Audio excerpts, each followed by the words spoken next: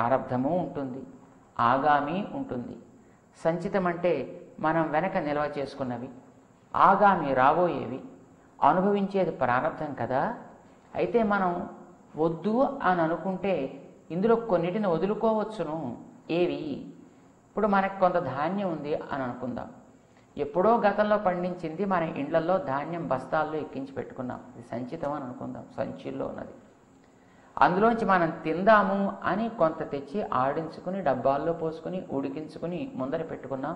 ఇది అనుభవించడానికి సిద్ధంగా ఉన్నది. ఇది ప్రారబ్ధం. ధాన్య బస్తాల్లోంచి కొంత తీసుకొని వెళ్ళి పొలంలో వేసాం, దాన్ని నాట్లు వేసాం, అది మెల్లగా మొలుస్తోంది. అది ఎప్పుడో వస్తుంది, దానికి ఆగామి అని పేరు. ఇందులో మన వద్దు అని అనుకుంటే సంచిలో ఉన్నది మనం ఎవరికైనా ఇచ్చేయచ్చు. పంట పండబోయేదాన్ని మనకు వద్దు అనుకుంటే ఎవరైనా తీసుకోమనచ్చు. కానీ ఎదురుకుండా వండి తెచ్చిపెట్టుకున్నదో ఒకవేళ అది కూడా వద్దనుకుంటే ఇవ్వచ్చు. కానీ అయితే అందులో 2 రకాలు ఉంటాయి. ఒకటి వండి ఎదురుకుండా పెట్టుకున్నది, 2 ఆ పెట్టుకున్న దాంట్లో మనం స్వీకరించి వేసినది. వద్దనుకుంటే బయటది కూడా మనం తొలగించేయచ్చు, కానీ లోపలికి వెళ్ళిపోయిందో అది అనుభవించే తీరాలి కదా. ప్రారంధంలో కూడా ఇట్లా 2 రకాలు ఉంటాయి. ఆ 2 రకాల్లో ఒకటి ఫలిస్తూ ఉన్నది, అంటే మనం తినివేసిందిలాగా. ఒకటి తినడానికి ముందున్నది. మన ప్రారంధాల్లో ఆరబ్ధ ప్రారంధం అని ఒకటి, అనారబ్ధ ప్రారంధం అని ఒకటి 2 రకాలు ఉంటాయి. ఆరబ్ధ ప్రారంధము అని అంటే లోపల తినేసి ఆల్రెడీ మనం పెట్టేసుకున్నది. ఇంకా అనారబ్ధము అని అంటే ఎదురకుండా ఉన్నది. ఇంకా వద్దనుకుంటే దాన్ని కూడా మనం వదిలించేసుకోవచ్చు. ఎట్లా?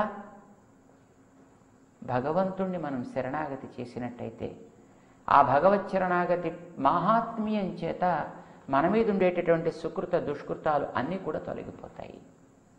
చేత మనం భగవంతుణ్ణి శరణాగతి చేయాలి. నిజమేనయ్యా, మేము కూడా ఒప్పుకుంటాం, భగవత్ శరణాగతి చెయ్యాలి. శరణాగతి చేస్తే పాపాలు పోతాయి, పాపాలు పోతే శరణాగతి చేయగలం, శరణాగతి చేస్తే పాపాలు పోతాయి. ఏది ముందు ఏది తర్వాత?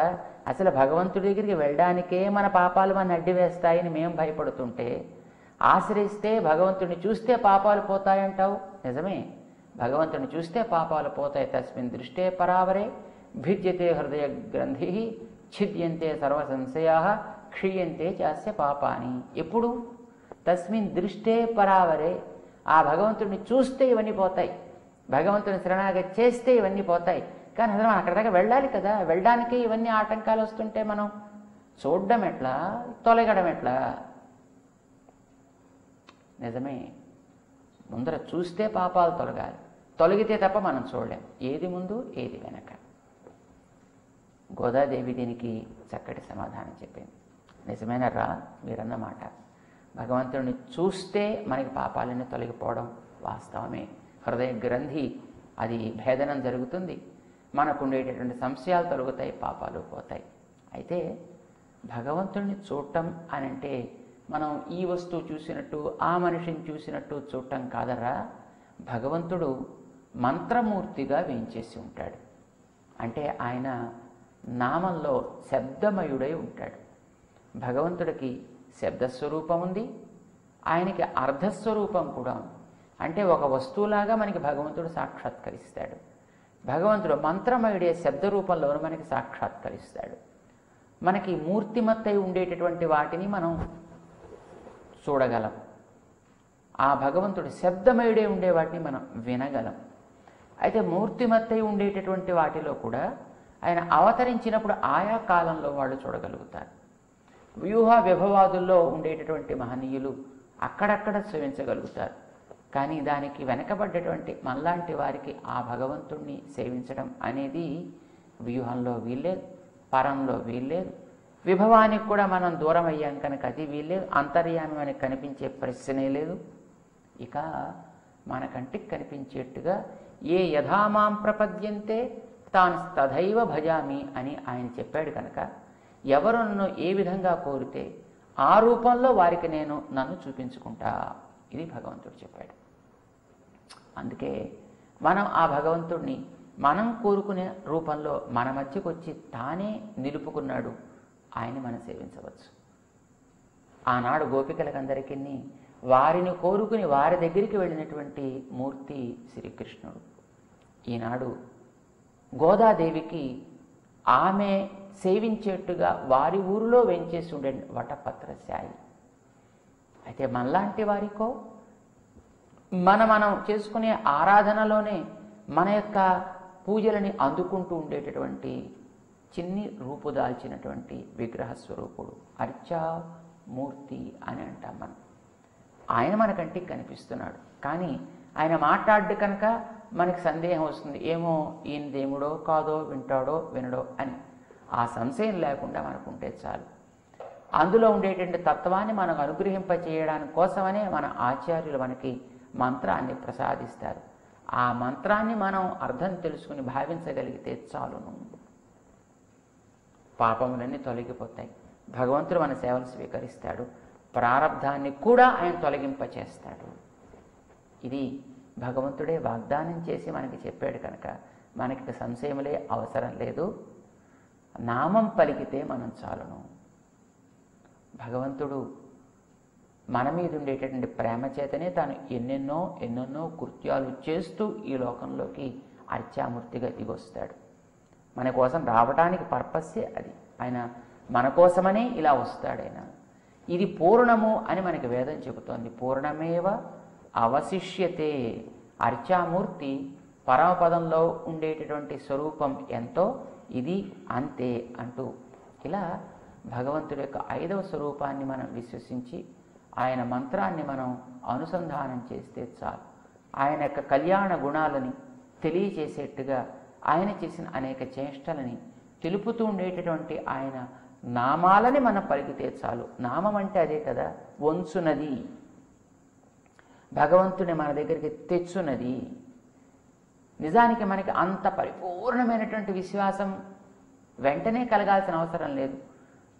ద్వేషం తగ్గి ఆనుకూల్యం కలిగి ఆయన యొక్క మంత్రం మీద మనం భావనని మొదట నిలిపి ఆయనని ఆరాధించ ప్రారంభం చేస్తే క్రమంగా మనలో అది పరిపూర్ణ విశ్వాసంగా మారేటంత వరకు కావలసినవన్నీ ఆయనే పండించుకుంటాడు. లోపల ఆయనే అవన్నీ కలిగించుకుంటాడు. మనకి దాంట్లో ఏమి సందేహం అవసరమే లేదు. కనుక మనం చేయాల్సిన పని ఆయన యొక్క నామములని పలకగలిగితే చాలు. భగవంతుడు మనకిచ్చినటువంటి దేహాన్ని వినియోగిస్తూ ఆయన సేవ చేయాలని మనం అనుకుంటే చాలు. పరిపూర్ణ విశ్వాసం కలిగి చేసేటటువంటి మహనీయులు ఏ ఫలితాన్ని పొందుతారో ద్వేషించకుండా కాస్త అనుకూల భావంతో మనం ఆయనని ప్రేమిస్తూ చేసేటటువంటి సేవలకి తాను పరవశించి మనకి ఆ రకమైనటువంటి ఫలితాన్ని తప్పక ఇస్తాడు. ఆటంకాలని తొలగిస్తాడు. భగవన్ నామం ప్రభావం అనేది భగమండేటువంటి అగ్నిహోత్రం లాంటిది. మనం చేసేటటువంటి పాపాలన్నీ కూడా దూది పింజలు లాంటివి. మనం ఆ నామ విశ్వాసంతో మన హృదయంలో నిలుపుకోగలిగితే పాపాలన్నీ అందులో వేసిన దూది పింజల వలె కాలి మసి అయిపోవును. విశ్వసించి మనం ఆ నామాలు పలుకుదాం. జగత్కారణం అతడే అని గుర్తించి మన కోసం వచ్చిన అర్చామూర్తి అతడే అని తెలుసుకుని మనం ఆయన నామాలు పలకగలిగితే చాలు. అక్కడవాడు ఇక్కడి దాకా వచ్చిన వైనాన్ని మనం స్మరించగలిగితే చాలును. పాపాలు పోతాయి, పుణ్యాలు ఆ భగవద్ అనుగ్రహంగా మనకి లభిస్తాయి.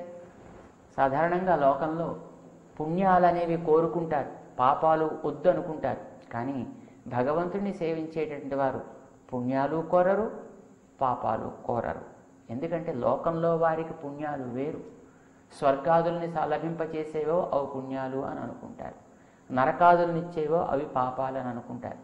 కానీ భగవత్ ప్రేమ కలిగినటువంటి మహనీయులకి భగవంతుడి కంటే వేరైన స్వర్గం కూడా వారికి నరకమే, భగవంతుడి కంటే వేరైనటువంటి బ్రహ్మలోకమైనా వారికి నరకమే. అందుకే మన యామునాచార్య స్వామి నీ సేవకి పనికిరాని బ్రహ్మలోక ప్రాప్తి కూడా నాకెందుకయ్యా, అది కూడా నాకు అవసరం లేదు అనే వారు తిరస్కరిస్తారనమాట. ఇక నీ స్మరణ కలిగించే భక్తుల యొక్క భవనాల్లో ఒక కీటకం వలె జన్మించినా నాకదే లాభము అని వారు ప్రార్థన చేస్తారు. కనుక మనకి పుణ్యము పాపము రెండూ అవసరం లేదు. కోరతగినది భగవంతుని యొక్క అనుగ్రహం. మనం లభించవలసింది ఆ భగవంతుని యొక్క సేవ. కనుక మనసుతో మనం స్మరించి నోరార పాడి చేతులున్నందుకు ఆయనని మనం లభించిన వాటితో అర్చించాలని సంకల్పించి ఆయన నామం పాడితే మిగతా ఆటంకాలు తొలగిపోతాయి. ఆయన తన సన్నిధానానికి తానే రప్పించుకుంటాడు సుమా, సందేహించకండి, పదండి అంటూ మన ఆండాళ్ అందరినీ కూడా ప్రేరేపించి ధనుర్మాస వ్రతం వైపు నడిపిస్తుంది. ఈనాటి పాటలో అలాంటి భగవంతుని యొక్క దివ్యమైనటువంటి నామాల్ని మనని చెప్పమని, వాటిని కీర్తించమని మనకి ఉపదేశం చేస్తుంది. భగవంతుడి నామాలనేవి పాడటమే ఈ ధనుర్మాస వ్రతానికి ప్రధానమైనటువంటి కార్యం మనం చేయవలసింది. గోదాదేవి ఏ నామాలు పాడమని చెప్పిందో వాటిని ఒకసారి 5వ పాటలో మనం స్మరించుకుందాం. ఆండాళ్ తిరువడిగళే శరణం, మాయనై మన్ను వడ మధుரை மைந்தனை, தூய பெருநீர் யமுனை துறைவனை, ஆயர் குலத்தினில் தோன்றும் மணி விளக்கை, தாயை குடல் விளக்கம் செய்த தாமோதரனை, தூயோமாய் வந்து நாம் தூமலர் தூவித் தொழுது, வாயினால் பாடி மனத்தினால் சிந்திக்க, போய பிழையும் புகுதருவா நின்றனவும், తీయినిల్ తూసాగం సెప్పు ఏలోరెంబాబాయి. ఏం చెప్పమంటావు అడిగారు మన వాళ్ళంతా. నామాలు చెప్పండి అలా, ప్రభావం కలిగినటువంటి అగ్నిహోత్రం లాంటి భగవంతుడి నామాలు చెప్పండి. ఏమేమి నామాలు? ఇదిగో చెబుతోంది మన అమ్మ. మాయనై, మాయావి, ఇది భగవంతుడి యొక్క మొదటి నామమాట. రెండవది మన్ను వడ మధురై మైందనై, మన్ను స్థిరముగా, వడ ఉత్తర భాగంలో ఉండేటటువంటి మధురై మధురా నగరానికి, మైందనై యువరాజు, ఆ మధురా నగరంలో ఉండే బలశాలురకి బలశాలుడు. అంతేనా? ఇది రెండవ నామం. తూయ పెరునీర్ యమునై తురెవనై, తూయా పరిశుద్ధమైనటువంటి పెరు, లోతైనటువంటి నీరు కలిగినటువంటి, యమునై తురెవనై యమునా తీర విహార రసికుడు, ఇది మూడవ నామం. అంతే. నాలుగవ నామం ఆయర్ కులత్తినిల్ తోన్రం మణి విళక్కై, ఆయర్ కులం నందవ్రజం, అందులో తోన్రం కనిపించాడు. ఎక్కడ పుట్టాడో తెలియదు అక్కడ వాళ్ళకి, కానీ కనిపించింది మాత్రం అక్కడ. ఆయర్ కులత్తినిల్ తోన్రం, అక్కడ ప్రకాశించినటువంటి మణి విళక్, మాణిక్య దీపం, వెలిగించక్కర్లేని కాంతి పుంజము, లేదా అణి విళక్, దానికి అలంకారంగా ఉండేటటువంటి ఒక చక్కటి దీపమైన వాడు తాను. అంతేనా? தாயை குடல் విళక్కం செய்த దామోదరన్, తాయై తన తల్లి యొక్క కుడల్ విళక్కం செய்த, ఆమె యొక్క గర్భాన్ని ప్రకాశింపచేసినటువంటి, ఆ తల్లి యొక్క కడుపుకి కీర్తి ఆపాదించినటువంటి దామోదరన్, దామోదరుడు ఆయన. దామోదరుడంటే వాళ్ళమ్మ పొట్టకు కట్టేసింది తాడు వేసి రోటితోటి, ఆ గుర్తుపడిపోతే ఆయన పేరు దామమును ఉదరమందు కలవాడు, దామపు గుర్తు ఉదరమందు కలవాడు. దామం అంటే త్రాడు, త్రాటి గుర్తు తన పొట్టకి కలిగినటువంటి వాడు. ఇదే ఆయన పేరైపోయింది దామోదరుడు. అంటే అమ్మ కట్టేస్తే కట్టించుకున్నవాడు, అమ్మకి లొంగిపోయినవాడు అని తాత్పర్యం అన్నమాట. ఇది ఆయన పేరు. ఇవి చాలు చెబితే అంది మన ఆండాళ్ తల్లి. ఎంత గొప్పమైనటువంటి పేర్లో ఇవి. ఎక్కడి వాడు ఎక్కడికి వచ్చాడో మన ఆండాళ్ తల్లి ఈ నామాల్లో ఆ రహస్యం అంతా చెప్పేసింది. అది ఏమిటో తెలుసుకునే ముందర మిగతా అవసరం చెప్పుకుందాం. ఏం చెయ్యాలి మనం? తూయో మాయ్ వందు, మనం పరిశుద్ధలం కావాలి. దేనికి పారిశుద్ధ్యం అంటే బయట చేసే స్నానం వల్ల శరీరం పరిశుద్ధం అవుతుంది, కానీ ఆయన యొక్క వైభవాన్ని, ఆయన యొక్క నామముల యొక్క గొప్పతనాన్ని విశ్వసించడం వల్ల మనస్సుకి పరిశుద్ధి ఏర్పడుతుంది. భగవంతుడి యొక్క తత్వాన్ని గుర్తించగలిగితే మానసిక పరిశుద్ధి ఏర్పడుతుంది. నిజానికి భగవంతుడికి ఉండటంలో ఎక్కడా లోటు లేదు, అంతటా నిండి ఉంటాడు. ఎటొచ్చి మన మనస్సులోనే ఆయన నిండి ఉంటాడు. అంటే మనకి విశ్వాసంలో ఆయనని మనం పెట్టుకోలేకపోతాం కనుక మన మనసు అవునో కాదో, ఉంటాడో ఉండడో, చూస్తాడో చూడడో, తొలగిస్తాడో తొలగించడో, ఈ సంశయాలే మనకి మాలిన్యం. ఈ మాలిన్యం తొలగి మనం అర్చించుకునేటటువంటి విగ్రహ రూపంలో భగవంతుడు ఇతడే అని నీకు పరిపూర్ణ విశ్వాసం కలిగితే అది నిజమైన పరిశుద్ధి. తూయో మాయి వందు. ఈ పారిశుద్ధ్యంతో మీరు ఆ స్వామి సన్నిధానానికి రావాలి. ఆ విశ్వాసం నా మనము తూ మలర్ తూవి తొడుదు. తూ మలర్ చక్కటి పుష్పాలు, మంచి పువ్వులు. తూవి విసరండి, పర్వాలేదు. సామాన్యంగా పుష్పం అంటే చక్కగా తీయాలి, ఇలా చూపాలి, జాగ్రత్తగా వెయ్యాలి, నిజమే. అయితే ప్రేమ అధికమైనప్పుడు నువ్వు ఎట్లా వేసినా ఏది వేసినా ఆయనకి తగును. పరిశుద్ధమైన పుష్పానికి వెతకక్కర్లేదు, ఎక్కడి నుంచో ధనంతో కొని తేనవసరం లేదు. మన దగ్గరే ఉంది హృదయం అనేటువంటి కమలం. ఇది విశ్వాసంతో ఒక్కసారి ఆయనకు అర్పించండి. తూవి చాలు.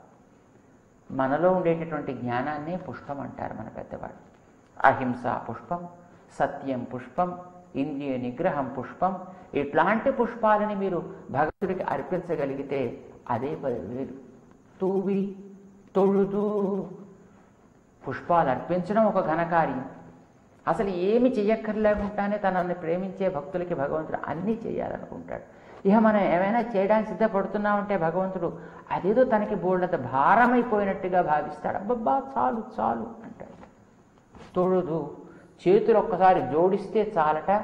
ఇది అంజలి అని అంటారు. ఇలా చేతులు జోడించి పెట్టేది ఏం చేస్తుంది? ఇలా మనం పెడితే జలయతి. అంటే భగవంతుడు, అతన్ని జలయతి అంటే ద్రవించిపోయేటట్టు చేస్తుందిట. ఒకసారి ఇలా చేతులు జోడించి మనం శిరస్సు వంచితే అబ్బా చాలయా, చాలు చాలు చాలు అంటాడు ఆయన. అంజలి అని అంటారు దాన్ని. ఇది చేస్తే ఆయనే గబగబా వస్తాడు. తూవి తొడుదు. తర్వాత ఏం చేయాలి? వాయినాల్ పాడి. నోరుంది కనుక నామం పాడండి. దానికోసం ఏదో పెద్దగా నేర్చుకుని పాడకలే, వచ్చినట్టుగా నాలుగున్నందుకు ఒక సార్థకత కలగాలి కనుక దాన్ని ఊరికే ఉంచలేం కనుక ఆ పలికే పలుకు ఆయన నామాన్ని పలకండి. మనత్తినాల్సిందిక. మనసుంది కనుక దాంతో ఒకసారి ఆయన గుణములని స్మరించండి. అయితే ఏది ముందు ఏది వెనక? మామూలుగా అయితే ముందర స్మరణ, ఆ స్మరణ తర్వాత అది పైకి ఒక క్రియగా పర్యవసించడం. ముందర ఆత్మ మనసా సంయుజ్యతే, మన ఇంద్రియేణ ఇంద్రియమర్థేన తతఃప్రత్యక్షం అంటుంది మనకి శాస్త్రం. మొట్టమొదటి జ్ఞానం వచ్చి మనసు దగ్గర తాకుతుందట. మనసు ఇంద్రియంతో, అప్పుడు ఇంద్రియం ద్వారా బయటికి ప్రవృత్తి ఏర్పడుతుంది అనేటి నియమం. ఎప్పుడు? క్రమంలో వస్తే. కానీ ప్రేమ అధికమైనప్పుడు ముందర ఇంద్రియమే ప్రవర్తించేస్తుంది, తర్వాత అప్పుడు మనసు ఆలోచన ప్రారంభిస్తుంది. ఇది వ్యస్తముగా ఉంటుందన్నమాట, తలకిందులు అవుతుంది అప్పుడు నియమం ప్రేమ వల్ల.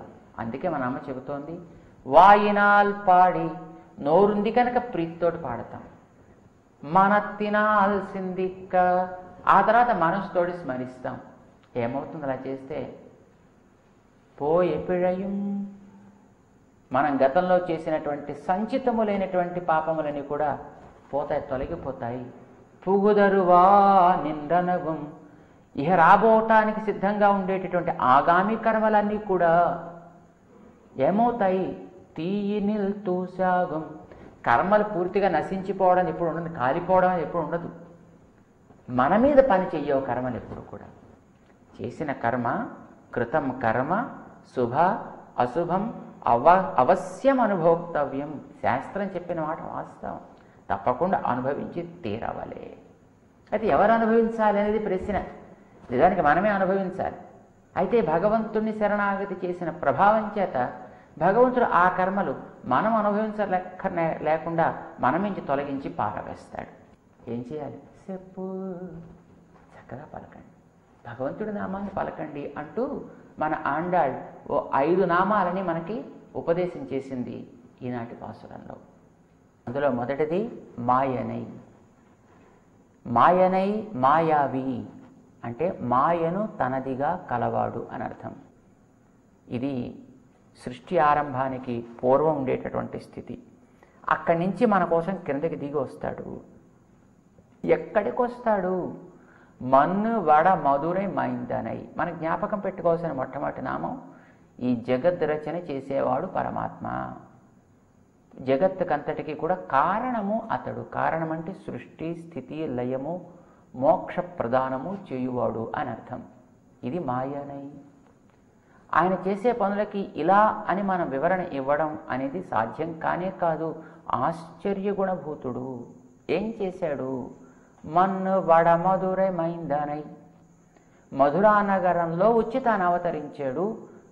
అవతరిస్తూనే ఆ తన ఉండేటటువంటి జైల్లో తన తల్లిదండ్రుల కాళ్లకు ఉండేటటువంటి సంఖ్యలని తెగకొట్టాడు. జైలు యొక్క తలుపులు ఊడేటట్టుగా చేశాడు.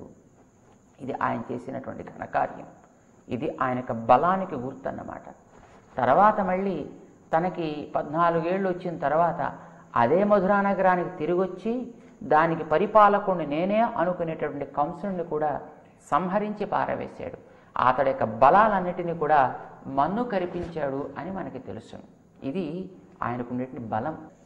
సృష్టికి కారణమైన పరమాత్మ మన మధ్యకి మధురా నగరంలో అవతరిస్తాడు, యమున దాటతాడు, మన మధ్య ప్రకాశిస్తాడు, మంత్రానికి ఆధీనమై ఉంటాడు. కనుక విగ్రహ రూపంలో ఉండేటటువంటి స్వామిని మంత్రంతో మనం అర్చించటమే మనం చేయతగినటువంటి కృత్యము. ఇక్కడ మనం వ్రతం ఆచరించాలి. వీడు అతడే అని విశ్వసించి ఆచరించాలి. అయితే భగవంతుడు ఈవేళ మాయనై అంటూ ఆరంభం చేసిన మన ఆండాళ్ మళ్ళీ 15వ పాసురంలో మాయనై పాడా అంటూ ముగిస్తుంది. అంటే ఈ మాయ అనేది ఆయన ఇక్కడికి వచ్చి చేసేటటువంటి ఎట్లా ఉంటుంది? ఇక్కడ ఒక రహస్యం ఉంది. మధురలో పుట్టాడు, రేపల్లెకి వెళ్ళాడు, అక్కడ కొన్ని ఆటంకాలు తొలగించాడు, మళ్ళీ మధురకు వచ్చి చేరాడు. ఇది స్వామి చేసినటువంటి గొప్ప కృత్యం. మనకి రేపటి నుంచి సాగేటటువంటి 10 పాఠాలలో ఈ మధుర నుంచి బయలుదేరి తిరిగి వచ్చే మధ్యలో ఆయన చేసిన కృత్యాలు ఏవేమిటి అనేది మన ఆండాళ్ తల్లి చాలా విశదంగా వివరిస్తుంది. భగవంతుడు మన కోసం జ్ఞానులలో అవతరిస్తాడు, మనకు మంత్రంగా లభిస్తాడు, మనలో ఉండే లోపాలు తొలగిస్తాడు, దీన్ని పవిత్రం చేస్తాడు, ఇక్కడ తాను ప్రకాశిస్తాడు, మన ఆరాధనలు అందుకుంటాడు, విగ్రహ రూపంలో మనం చేసే వాటిని స్వీకరిస్తాడు. ఇది ఆయన యొక్క అద్భుతమైనటువంటి ఆశ్చర్యకరమైనటువంటి కళ్యాణ గుణములు. ఆ గుణములకు ఆకరమామూర్తి అంటూ 4 పాసురాల్లో భగవంతుడి యొక్క 4 స్వరూపాలు చెప్పి ఈవేళటి పాటలో అర్చామూర్తిని మనకి దర్శింపచేస్తూ ఆ మూర్తిని ఆయన యొక్క గుణముల్ని స్మరిస్తూ మనం పాడగలిగితే చాలు, పాపములన్నీ తొలగుతాయి, సంశయములన్నీ తీరుతాయి, భగవంతుడి యొక్క అనుగ్రహం మనకి తప్పక లభిస్తుంది. మనం తిరుప్పావే వ్రతాన్ని చక్కగా ఆచరించగలుగుతాం. రండి పాడదాం భగవంతుడి నామాన్ని, ఇక సంశయాలే అవసరం లేదు అంటూ మన అమ్మ ముందుకు తీసుకువెడుతోంది. ఇక రేపటి నుంచి అక్కడ వచ్చిన వారందరినీ కూడా మన అమ్మ చూసింది. చాలామంది వచ్చారు, సుమారు 5 లక్షల మంది అని అనుకున్నాం కదా, ఒక్క 10 మంది మాత్రం దాంట్లో కనిపించలేదట. రేపటి నుంచి ఒక్కొక్క గోపికని కూడా లేపుతూ 10 మందిని తమతో చేర్చుకునే ప్రయత్నం ప్రారంభిస్తుంది. అదేమిటి, 5 లక్షల మందిలో ఒక్క 10 మందే కనిపించలేదా అంటే ఆ 10లో ఒక అద్భుతమైనటువంటి రహస్యం కూడా ఉందన్నమాట. రేపటి నుంచి ఆ గోపికలు మనం లేపుతూ ఆ రహస్యాల్ని తెలుసుకునే ప్రయత్నం చేద్దాం. ఆండాళ్ తిరువడిగళే శరణం. జై శ్రీమన్నారాయణ.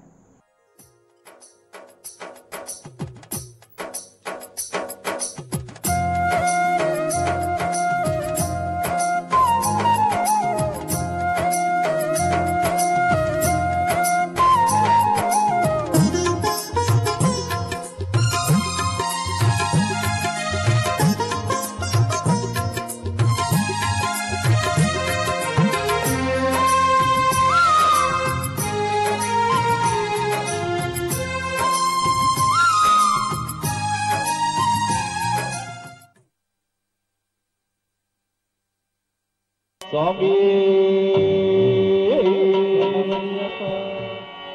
శరణం శరణం శరణం శరణాగత శివయాధారం శరణం శరణం శరణం శరణం శరణం శరణాగత శివయాధారం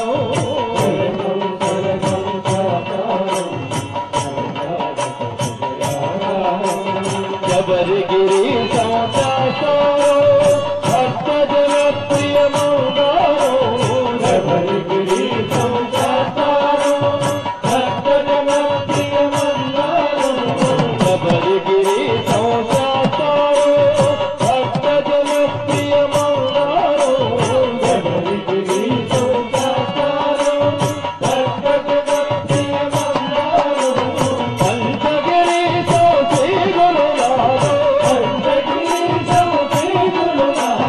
పంచగిరి శ్రీ గురు